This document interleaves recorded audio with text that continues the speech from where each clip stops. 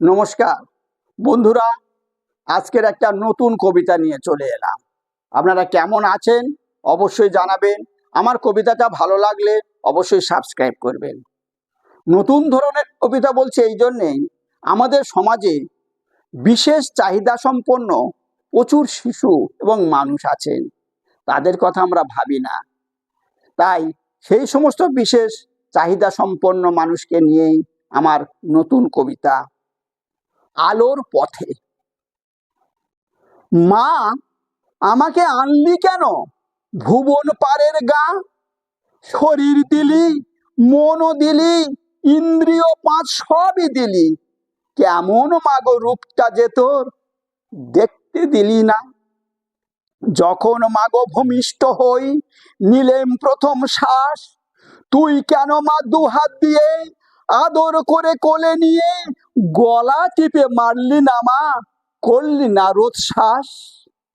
শুনেছি মা, গরিব মা বাপ পণ দেয়নি তোর, শুরু তো সেই বিয়ের রাতে ঝগড়া বিবাদ স্বামীর সাথে, সেই ট্র্যাজেডি চলছে সমান, চলবে জীবন ভোর।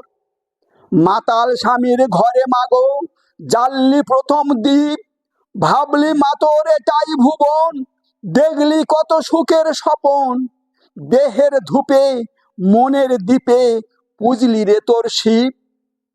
যখন মা তোর ছিলেম পেটে দেয়নি তো কেউ ফল, কেউ দেয়নি খেতে মা সার, দেহে মনে দিলই আঘাত, সবার আড়ে অনাহারে ফেললি চোখের জল।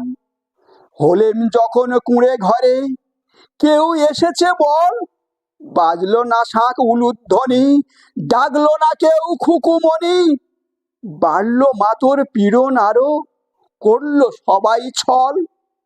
আদর দিলি, সোহাগ দিলি, দিলি মনের ভুঁই, করলি বড়, করলি দড়, ভাবলি যে জ্ঞান করব জড়, সবাই যখন করলো ঘৃণা, ফেললি না রে তুই।